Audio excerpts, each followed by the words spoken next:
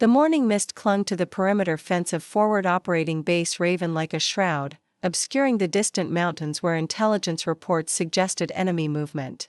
Staff Sergeant Maria Santos adjusted her tactical vest and checked her sidearm for the third time, a habit that had kept her alive through 2 deployments.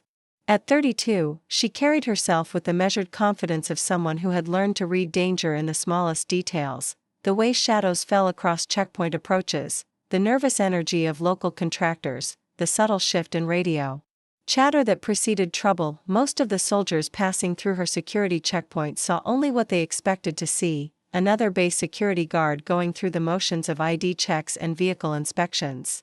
They didn't notice the way her eyes tracked flight patterns overhead, or how she could identify aircraft by sound alone from miles away. They certainly didn't know that the woman methodically checking their credentials had once been one of the Air Force's most skilled combat pilots, with over 200 missions in hostile airspace and a distinguished flying cross locked away in a storage unit back in Colorado. Before we jump back in, tell us where you're tuning in from, and if this story touches you, make sure you're subscribed, because tomorrow, I've saved something extra special for you. Morning, Sergeant Santos, called out Lieutenant Bradley Morrison, the base's newest intelligence officer, as he approached the checkpoint with his usual swagger.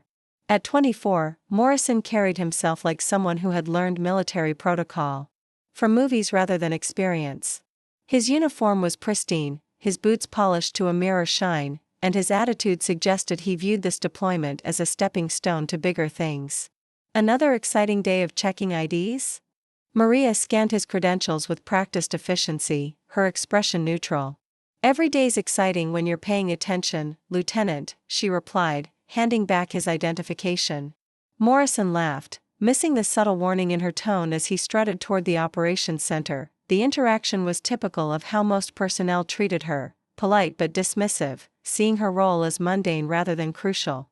What they didn't understand was that security wasn't just about checking IDs and searching vehicles. It was about reading patterns, identifying anomalies, and maintaining the vigilance that kept everyone inside the wire safe.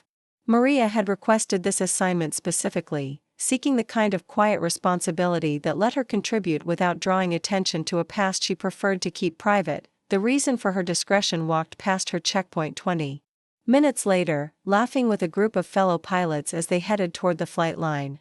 Captain Jake "Viper" Patterson, with his movie star looks and cocky grin, commanded the base's premier fighter squadron. At 28, he had already accumulated an impressive record of successful missions and an even more impressive collection of stories about his aerial prowess. His flight suit bore the patches of elite training programs, and his reputation as a skilled pilot was matched only by his reputation as someone who believed his own hype. Preparing and narrating this story took us a lot of time, so if you are enjoying it, like this video, it means a lot to us. Now back to the story. "Check it out," Patterson said to his wingman, loud enough for Maria to hear. "Base security's got their game face on today. Think she's ever even been in a cockpit?" The comment drew chuckles from his group as they continued past, none of them noticing the way Maria's jaw tightened slightly or how her grip on her radio adjusted with unconscious precision. The truth was more complicated than Patterson or anyone else on the base realized. Maria had been in more cockpits than most of them would see in their entire careers, had pulled more G-forces than their bodies could handle, and had made split-second decisions in combat that had saved lives and completed missions others thought impossible. But that was before the incident that had ended her flying career and led to her current assignment on the ground. 3 years earlier, during a particularly intense mission over enemy territory, Maria had been flying close air support for a special forces team under heavy fire. The mission had gone sideways when enemy fighters appeared unexpectedly, forcing her to make a choice between following orders to retreat and staying to protect the soldiers on the ground. She had chosen to stay, engaging multiple enemy aircraft in a dogfight that had lasted nearly 20 minutes. Her actions had saved the Special Forces team, but had also resulted in her disobeying direct orders from Mission Command. The aftermath had been complicated. Her superior officers had privately praised her skill and decision-making, but the official record showed insubordination and failure to follow mission parameters. Rather than face a court-martial that would have ended her career completely, Maria had accepted a transfer to ground duties with the understanding that her flying days were over. It wasn't the outcome she had wanted, but it allowed her to continue serving while avoiding the kind of public scrutiny that would have exposed the full details of what had happened that day. Now, as she watched Patterson's group disappear into the operations building, Maria reflected on the irony of her situation. The pilots who dismissed her as just another security guard were the same ones who would benefit from her vigilance if the base ever came under attack. They flew their missions with confidence partly because they knew someone was watching their backs on the ground, even if they didn't know exactly who that someone was or what qualifications she brought to the job. The radio on her belt crackled to life with a routine status check from the base operations center. Security Checkpoint Alpha, this is Base Ops, requesting hourly report, came the voice of Sergeant First Class David Chen, the operations NCO who had become one of Maria's few genuine friends on the base. Chen was a career soldier who had worked his way up through the ranks, earning respect through competence rather than rank or connections. Base Ops, Checkpoint Alpha, Maria responded. All clear, normal traffic flow, no incidents to report. She paused, then added in a lower voice. Dave, you seeing anything unusual on the threat board today? There was a brief pause before Chen's voice came back, equally quiet. Nothing specific, but chatter's been increasing. Intelligence thinks there might be movement in the northern sector. Keep your eyes open. The conversation was brief and professional, but it highlighted the informal network of experienced personnel who kept the base functioning smoothly. While officers like Morrison and Patterson focused on their individual missions and career advancement, the backbone of the operation was maintained by people like Chen and Maria who understood that every detail mattered and every role was important. As the morning progressed, Maria found herself thinking about the patterns she had been observing over the past few weeks. Civilian contractors had been arriving at unusual hours, local workers seemed more nervous than usual, and there had been subtle changes in the rhythm of daily operations that suggested something was building. Her training had taught her to trust these instincts, even when she couldn't articulate exactly what was wrong. The opportunity to voice her concerns came during the weekly security briefing, held in a cramped conference room that smelled of coffee and bureaucracy. Major Robert Hawkins, the base security chief, ran the meeting with the kind of by-the-book efficiency that came from 20 years of military service. Hawkins was a good officer who took his responsibilities seriously, but he was also someone who preferred clear-cut problems with obvious solutions. Any concerns from the checkpoints? Hawkins asked, scanning the room of security personnel and military police. Maria raised her hand slightly. Sir, I've been noticing some pattern changes in local traffic and contractor behavior. Nothing I can point to specifically, but the rhythm feels different. Patterson, who had been invited to the briefing as part of his liaison duties, snorted softly. Rhythm feels different? That's your professional assessment, Sergeant? The room fell silent as Maria met his gaze steadily. Yes, sir. Sometimes the most important intelligence comes from noticing what's not quite right, even when you can't immediately explain why. Major Hawkins nodded thoughtfully. Sergeant Santos has been doing security work longer than most of us have been on this base. If she's seeing patterns, we should pay attention. What kind of changes are you talking about? Maria detailed her observations methodically, the timing of contractor arrivals, the behavior of local workers, the subtle shifts in radio traffic from nearby positions. As she spoke, she noticed Chen nodding from his position near the back of the room, and even a few of the military police officers were taking notes. Patterson, however, remained skeptical. With respect, Major, we're talking about gut feelings and hunches. Our intelligence comes from actual sources, satellite imagery, and intercepted communications. I'm not sure we should be adjusting our operational posture based on one person's intuition. The comment stung, not because it was entirely wrong, but because it dismissed the value of experience and observation in favor of technology and formal intelligence channels. Maria had learned during her flying career that the best pilots were those who could integrate all available information, including their own instincts, to make decisions under pressure. I'm not suggesting we change anything major, Maria responded carefully. Just that we might want to increase our alert level and maybe coordinate with intelligence to see if there's any corroborating information. Major Hawkins considered this, then nodded. Fair enough. I'll touch base with the intelligence section and see what they're seeing. In the meantime, everyone keep your eyes open and report anything unusual through normal channels." As the meeting broke up, Chen approached Maria with a slight smile. "Nice job sticking to your guns in there," he said quietly. "Patterson's got skills in the cockpit, but he's got a lot to learn about how things work on the ground." Maria shrugged, uncomfortable with the praise. "Just doing my job. Though I have to admit, it's frustrating when people assume that security work is simple or unimportant. Most people don't understand that security is about patterns and details," Chen agreed. "They think it's just checking IDs and looking tough. But the best security people are the ones who can see the bigger picture and spot the things that don't fit." The conversation was interrupted by the sound of aircraft engines spinning up on the flight line. Through the conference room window, they could see Patterson's squadron preparing for an afternoon training mission. The pilots moved with practiced efficiency, their confidence evident in every gesture as they conducted pre-flight checks and coordinated with ground crew. Maria watched them with mixed emotions. Part of her missed the adrenaline and technical challenge of flying, the sense of mastery that came from controlling a complex machine in a demanding environment. But another part of her had found satisfaction in her current role, in the quiet competence required to keep people safe without glory or recognition. "You ever miss it?" Chen asked, following her gaze toward the flight line. "Miss what?" Maria replied, though she knew exactly what he meant. "Flying. I've seen your file, Santos. You didn't end up in security because you couldn't do anything else." Maria was quiet for a moment, considering how much to reveal. Chen was trustworthy, but she had learned to be careful about discussing her past. "Every job has its rewards," she said finally. "Right now, this is where I can make the biggest contribution." Chen nodded, understanding that the conversation had reached its natural boundary. "Well, for what it's worth, I'm glad you're here. Having someone with your experience keeping watch makes everyone safer." As the afternoon wore on, Maria found herself thinking about Chen's words and her own mixed feelings about her current position. There was undeniable satisfaction in doing important work well, in being part of a team that kept the base operational and secure.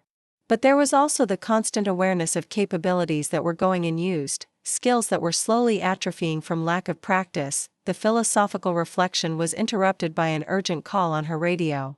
All stations. This is base ops. We have reports of suspicious activity in the northern perimeter. All security personnel report to your supervisors immediately." Maria's training kicked in automatically as she secured her checkpoint and prepared to respond to whatever was developing. As she grabbed her equipment and headed toward the operations center, she caught sight of Patterson's squadron returning from their training mission, their aircraft touching down with the kind of precision that comes from thousands of hours of practice. The irony wasn't lost on her. While she was responding to a potential ground threat, the pilots who had dismissed her observations were safely returning from a routine training flight. But as she had learned over the years, military service wasn't about recognition or vindication. It was about being ready when the moment came, whether that moment involved flying through enemy fire or spotting a pattern that others had missed. The operations center buzzed with controlled urgency as Maria arrived. Major Hawkins was coordinating with various units while Chen managed communications from his position at the central console.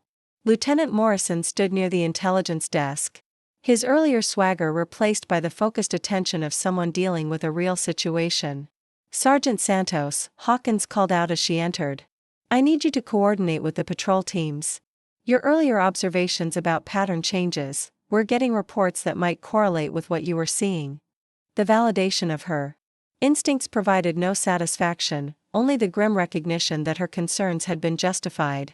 As she began working with the patrol teams to assess the developing situation, Maria felt the familiar tension that came with the transition from routine operations to potential crisis. Outside, the sun was beginning to set behind the mountains, casting long shadows across the base and creating the kind of lighting conditions that made surveillance challenging.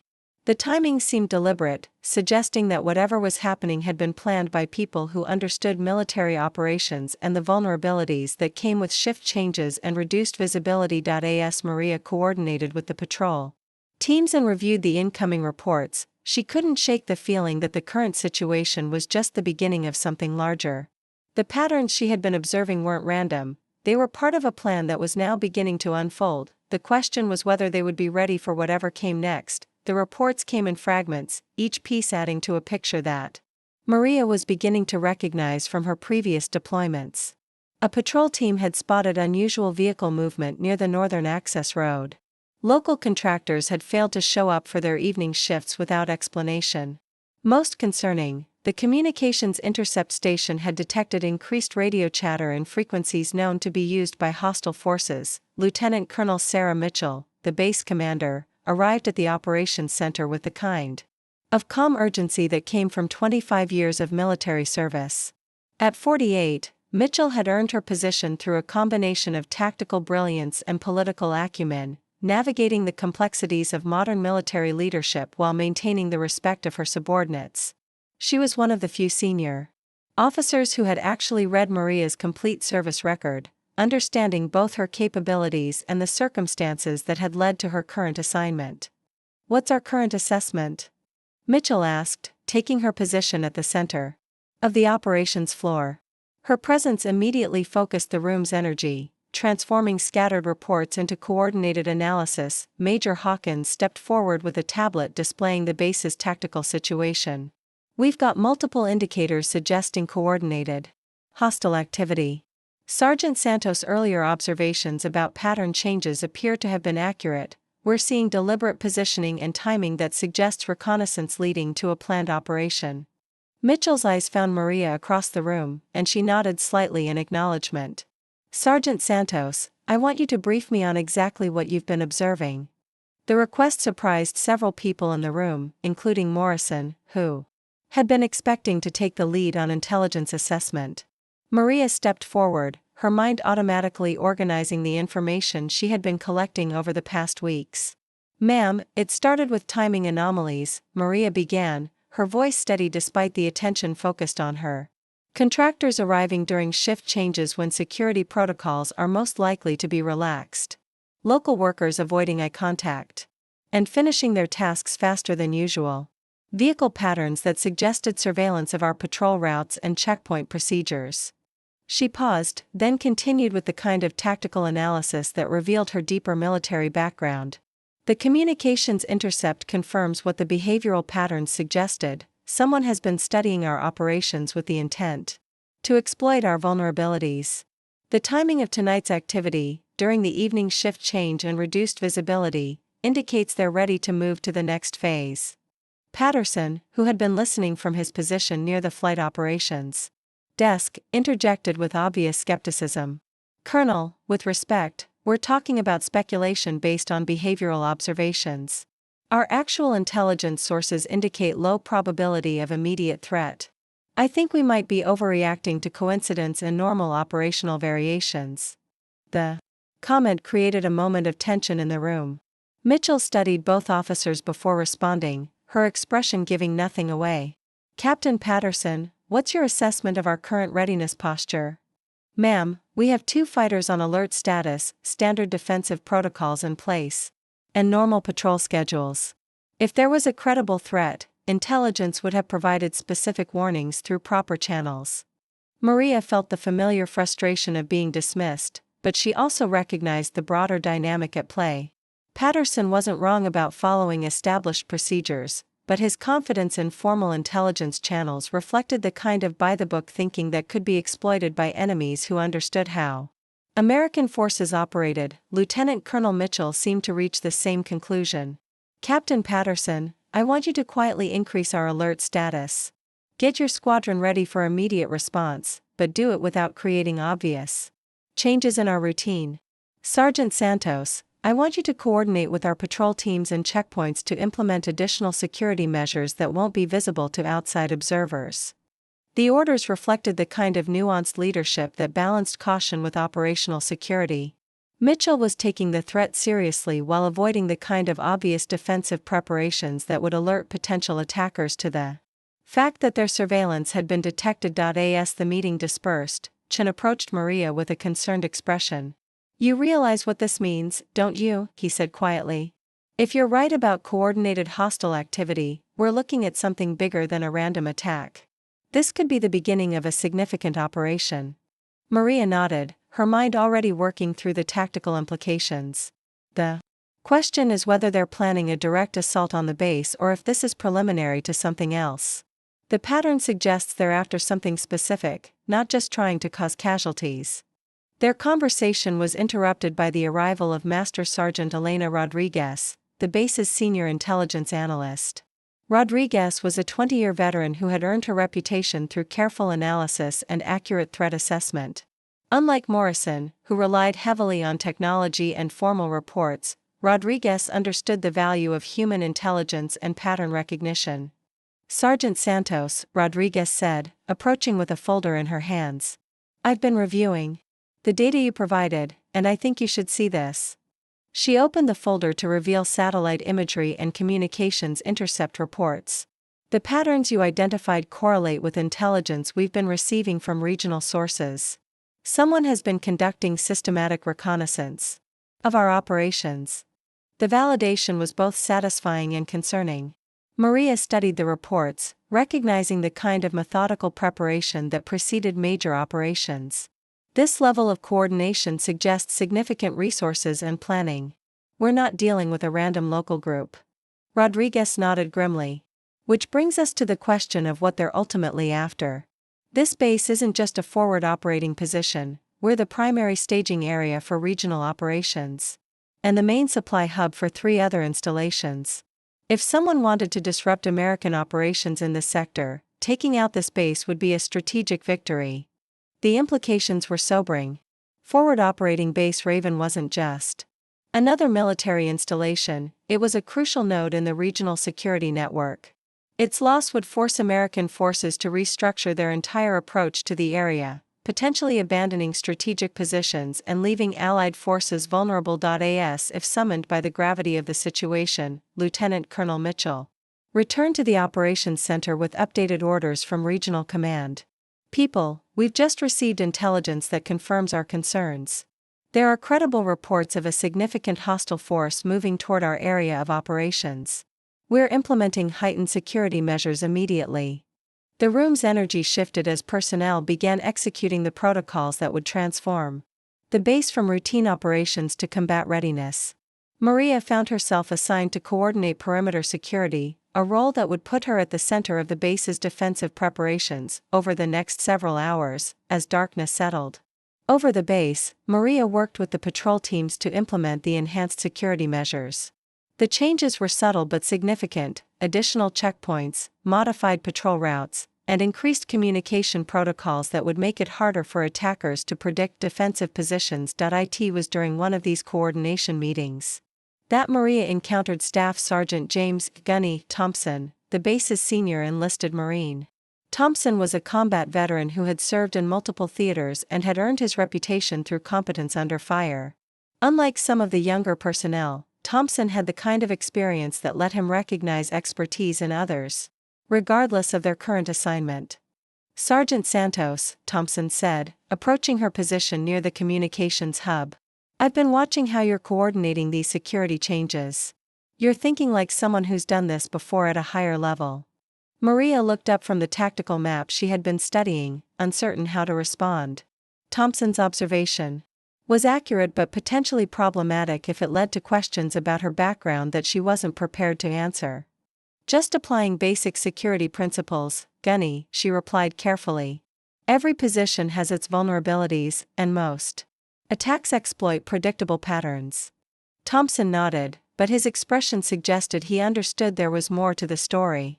"Well, whatever your background, you're doing good work. The patrol teams have confidence in the changes you're recommending, and that's not always easy to achieve." The conversation was interrupted by urgent radio traffic from one of the perimeter observation posts. "Base Ops, this is Oscar Papa 2. We have eyes on multiple vehicles approaching from the north.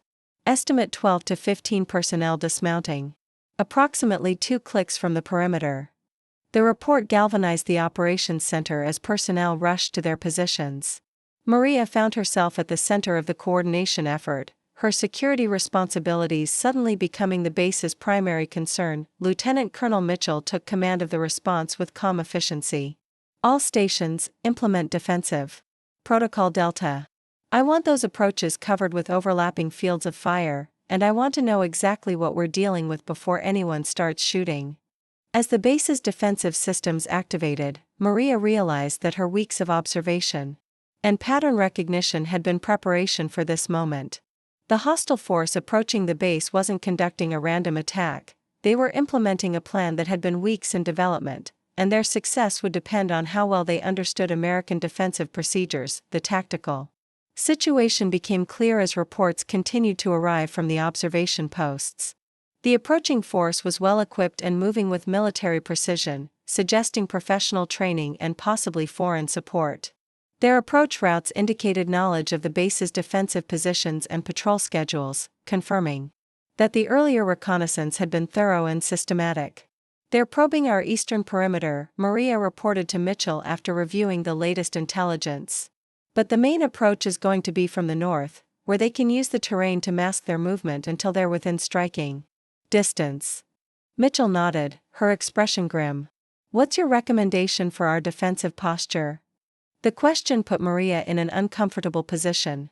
Her current role was supposed to be limited to perimeter security, but her analysis required tactical knowledge that went beyond her official responsibilities.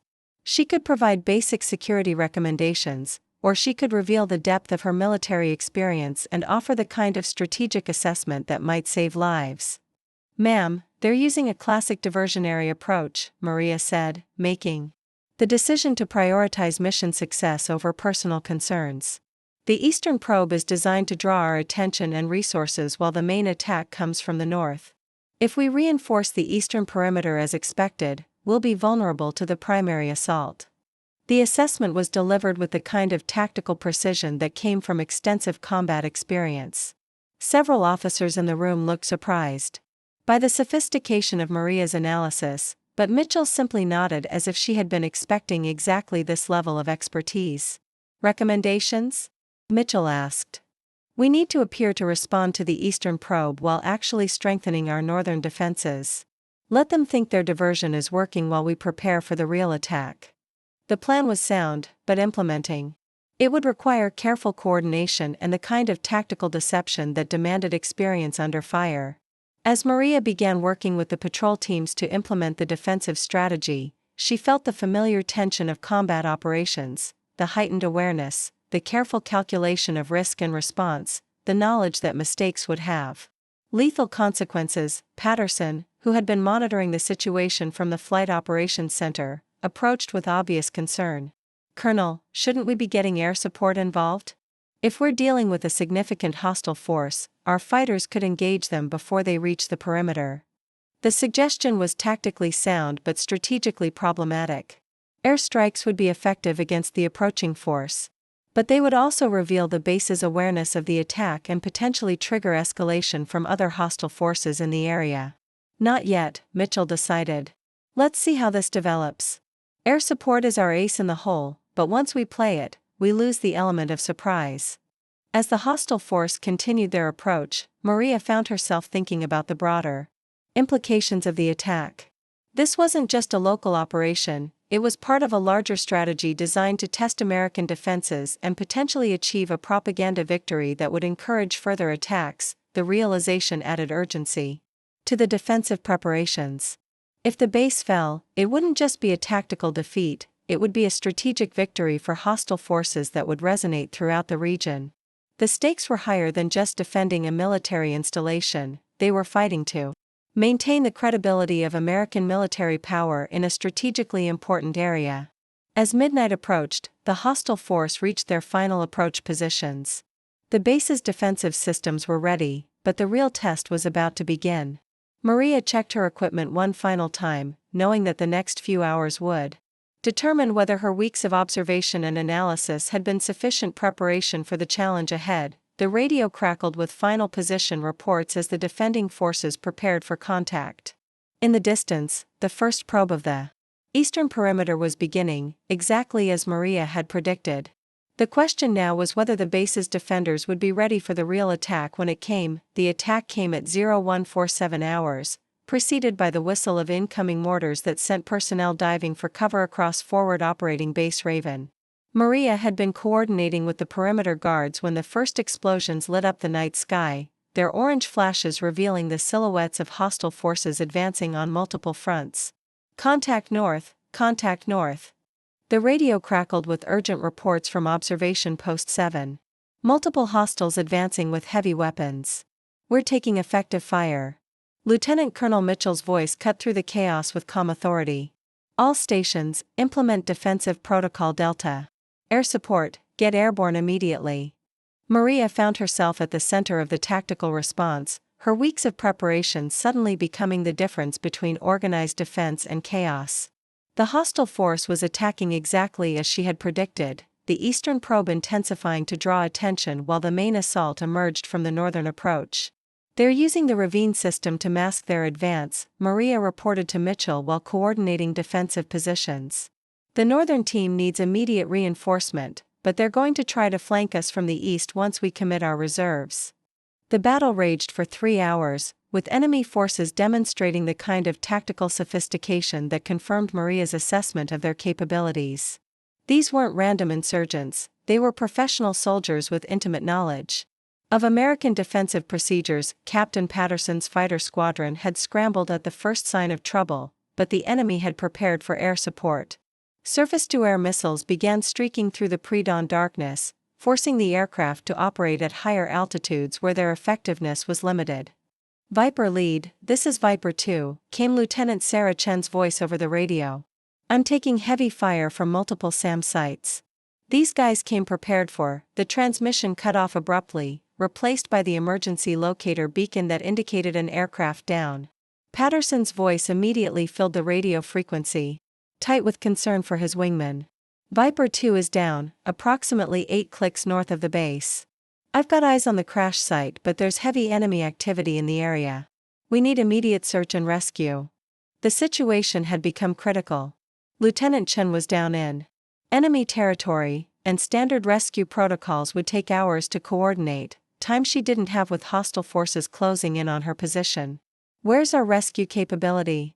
Mitchell demanded, her comm beginning to show cracks under the pressure. Major Hawkins consulted his status board grimly.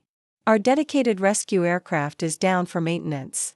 The backup crew is engaged in medical evacuation for casualties from the perimeter.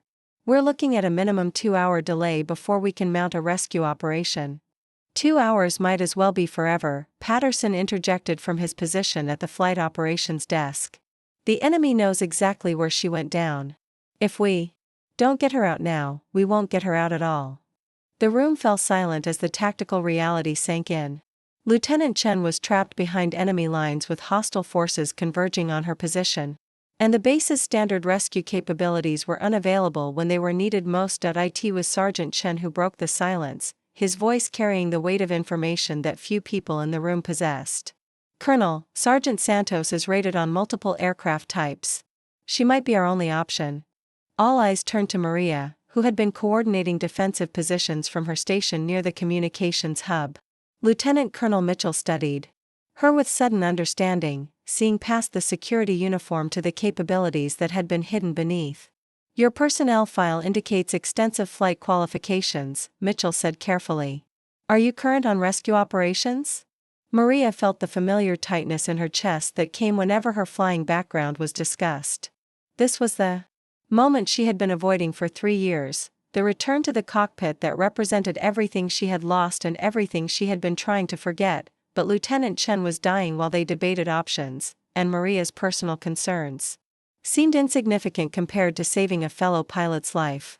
I can fly the mission, ma'am, Maria said, her voice steady despite the emotions churning beneath the surface. Mitchell nodded once, decisive.